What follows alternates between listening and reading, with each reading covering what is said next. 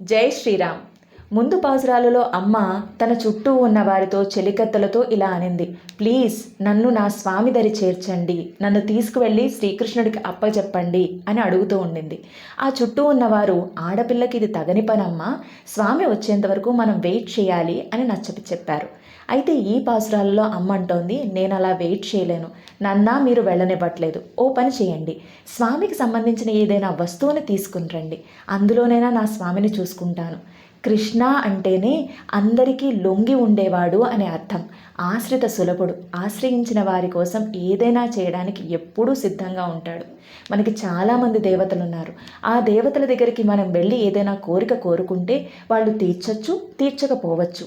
ఎందుకంటే ఆ కోరిక తీర్చే పరిధి వారికి ఉండకలేకపోవచ్చు, లేదా వాళ్ళు బిజీగానైనా ఉండొచ్చు. కానీ కృష్ణుడు అలా కాదు.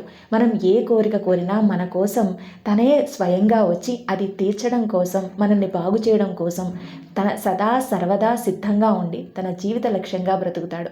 అలా వచ్చిన అవతారమే కృష్ణావతారం. సో నా కృష్ణుడు తప్పక వింటాడు, మీరు వెళ్ళి ఆయనకి సంబంధించిన వస్తువునైనా తీసుకురండి అని అడుగుతోంది అమ్మ చెల్లులతో. చెల్లులు అంటున్నారు, అమ్మ మేము వెళ్తే స్వామి ఇస్తారో లేదో ఓ పని చేయమా, స్వామి గుణాలను చెప్పమా, స్వామి రూపురేఖలను వర్ణించమా, మేబీ నీకు కొంచెం స్వాంతన కలగచ్చేమో అంటే అమ్మ అంటోంది, ప్లీజ్ అలా ఆయన గుణాలను వర్ణించకండి, నాకు ఇంకా పుండు మీద కారం చల్లినట్టుగా ఉంటుంది, నాకు స్వామి స్పర్శ కలిగిన ఏదైనా వస్తువుని తీసుకురండి. ఓ పని చేయండి, బృందావనంలో స్వామి ఆవులను కాచుకుంటూ తిరుగుతూ ఉంటాడు.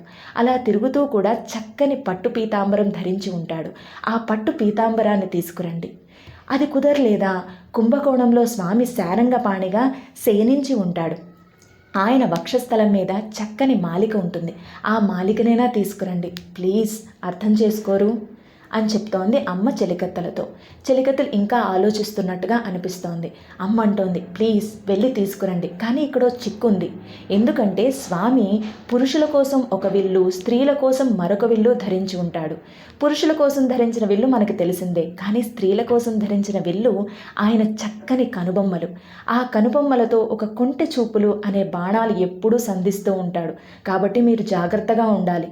మీరు వెళ్ళి మాలికను అడగగానే ఆయన కొంటెగా చూసి ఒక చిరునవ్వు నవ్వుతాడు. మీరు ఆ నవ్వులో పడిపోయి నా సంగతి మర్చిపోయారు గనక నా ప్రాణం నిలవదు, అర్థం చేసుకోండి. వెళ్ళి మాలికను అడిగి తీసుకురండి. నేను సీతమ్మలాగా ధైర్యవంతురాలను కాను. రామావతారంలో ఉన్న సీతమ్మ రాముడు గుణాల మీద నమ్మకంతో చుట్టూ రాక్షస స్త్రీలు బాధిస్తున్నా రామస్య వ్యవసాయజ్ఞ, రాముడు చేసిన ప్రతిజ్ఞ ఎప్పుడూ పొల్లుపోదు, ఆయన తప్పకుండా తీరుస్తాడు. అప్యహం జీవితం జహ్యం, ఆ ప్రతిజ్ఞ నెరవేర్చడం కోసం తన ప్రాణాలనైనా అర్పించే గొప్పవాడు అని ధైర్యంగా ఉంది. అలాంటి రాముడికి తోడుగా లక్ష్మణుడున్నాడు. లక్ష్మణస్య చ ధీమతః అంటారు. అంటే మారీచుడు మాయలేడిగా వచ్చినప్పుడు, అన్నా ఇది మాయలేడి, మారీచుడే ఇలా వచ్చాడు అని రాముడికి సీతమ్మకి చెప్పిన బుద్ధిమంతుడు ఆయన. అలాంటి లక్ష్మణుడు కూడా రాముడికి తోడుగా ఉన్నాడు. ఇలా రామలక్ష్మణులు ఉండగా ఇంకా సీతమ్మకి బెంగేముంది. అందుకని చుట్టూ రాక్షస స్త్రీలున్న చాలా ధైర్యంగా ఉంది, నా రాముడు వస్తాడు, నన్ను కాపాడుతాడు అని. అలా రాముడి గుణాలను తలుచుకుంటే మేబీ కొంచెం ధైర్యంగా ఉండొచ్చేమో. కానీ కృష్ణుడి గుణాలు అలా కాదు. ఆయన చేసే చిలిపి చేష్టలు మన మనస్సుని అలా లాగేస్తున్నట్టుగా ఉంటుంది. ఎప్పుడెప్పుడు కృష్ణుని చేరదామా అనిపిస్తూ ఉంటుంది. నా పరిస్థితిని కొంచెం అర్థం చేసుకోండి. పోతే పోనీ అమ్మా, నీ ప్రాణం పోతే పరమపదంలో స్వామినే కదా కలుసుకుంటావు అని అంటారేమో. దాహం కలిగినప్పుడే మంచినీళ్ళు కావాలి. నా తాపాన్ని ఇప్పుడు కృష్ణుని ఆలింగనం చేసుకున్నప్పుడే తీరుతుంది. ప్రాణం పోయి పరమపదంలో స్వామిని చేరుకుంటే కాదు, నాకు కృష్ణుడే కావాలి. ప్లీజ్ వెళ్ళి చెప్పండి, ఆయన పాదధూళినైనా తీసుకురండి. ఆయన పాదధూళి కూడా సోకలేకపోతే నా ప్రాణం నిలవదు. ఎంతో ఏడుస్తున్నాను, నమస్కరిస్తున్నాను, అయినా స్వామి రెస్పాండ్ అవ్వట్లేదే. ఇక్కడ ఏడవడం ఏంటి, నమస్కరించడం ఏంటి? ఏడవడం అంటే స్వామే కావాలి అని కోరుకోవడం. నమస్కరించడం అంటే స్వామి నువ్వు తప్ప నాకు వేరే దిక్కు లేదు, నేను నీ దానను అని చెప్పడం. సో నువ్వే కావాలి అని కోరుకుంటున్నాను, నేను నీ దానని అని చెప్తున్నాను. ఇంకేం చెప్పాలి స్వామి, ప్లీజ్ వచ్చి నన్ను అనుగ్రహించు.